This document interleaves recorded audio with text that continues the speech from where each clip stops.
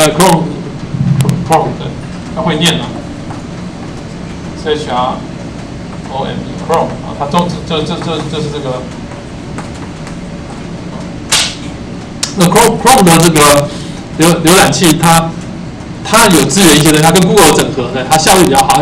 它都各有各自己的功能。那他们都支援 HTTP， 但是他们都支援什么核线部？它有一些200页里面，它支援到50页，必须要支援它支援的。那剩下的，它可能就它反正 Pro 给他说这个不一定要支援，然后他自己再把自己一些东西再加进去啊，就加一些 Firefox 没有的啊，那 Firefox IE 它再加一些这其他地方没有的，对，那这样，那所以这就是网络的世界就这个样子哈，所以比较麻烦，因为有规定有原理啊，我们这门课原理一定要搞清楚，然后有一些 protocol 我们要知道，可到真实世界产品以后呢，各家又各自的这个争奇斗艳，对，我要再加点东西，哎，你要再加点东西哈，各自在做这些，所以这个部分是。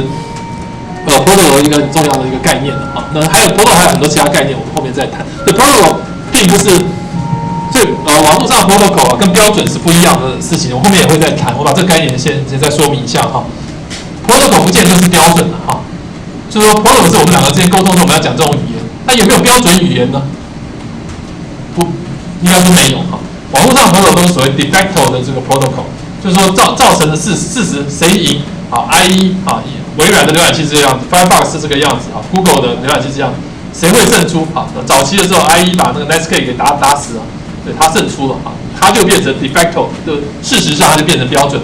那 HTTP 里面很多东西它都没有实做，它都没有做，没有关系啊，它事实上 IE 就变成霸主啊，好多年。那现在这霸主位置不保了，其他人又出来了，大家又在争啊，那这就是，所以这个传统上面的标准，说我是这个。delete 是法理上的标准，在网络世界基本上不存在，很多事啊，现实政治世界也不存在的啊。就是你实力够的时候，你就是王了，你就是标准啊。当你实力不够的时候，你要去争取什么法理啊，什么那个都没有了啊。说，我已经变成这个是别人大家都说我是标准的，那你为什么不听标准呢？那没办法，因为网络上面事实上现实社会都这个样子。我事实大家都用我的时候，那我的东西就变成标准。所以 standard 这个东西是。很少在网络上面很少东西是我们定了标准以后大家再来遵循的，没有这回事哈。那都大家好，主要的公司大家一起来谈的时候，我想把我的东西变标准；在竞争的时候，我把我东西变标准，我尽量把我东西给塞进去变标准。那如果执行的标准以后，最后当然就来看商业上竞争，大家喜欢用谁的？你做得好，你的工程上面是成功的，你做产品是好的，那你的市场占有率大了，把别人打倒了，你的东西自然就变成所谓的标准，不需要条列。所以像这个，所以 Internet 上面标准说什么 RFC 对不对 ？RFC 是什么 ？Request for Comment， 它仍然存在，还在要求大家 comment 的时候，但我说这就是标准的啊。那像他们来跟你把标准定出来写出来，但都是这个标准的时候，已经来不及，没有人要看，所以没有人在看这个所谓的标准了啊。那这个Internet， 那我们把这页介绍好。那 Internet 基本上它是因为网络上有各种不同的媒介，对，有无线有有线啊，各种。那所以 Internet 它基本上是把很多网络给连起来，等于网络上层的一个网络。所以原来的网络又有线又有无线，其实有各种不同的技术。那我们辅大网络，然后就是再连出去哈。那 Internet 是在上层，大家看起来都一样。好，那其实下面呢有各种不同的技术在那里。所以 Internet 是 network of network， 它是 loosely hierarchical， 它像是一个阶层式的，但是它是很松散的阶层式的哈。那我们现在一般就是 public internet， 可是在有的公司里面呢，它自己内部呢，它的内部本来有自己网络的标准，但是因为上层用太方便了，所以内部我用成一个 private， 像我们是家里面，对吧？我家里面我像我自己家里学辅大给2个 IP， 2个 IP， 可是我家里有5、6台电脑，2个 IP 怎么办呢？那我自己家里就是一个 private internet， 对，那怎么设在 IP 里面？那我家里又有线又有无线啊，那所谓的 IP 分享器啊，加上一个 hub， 然后那行政，那我这些东西我后面都会再谈了哈。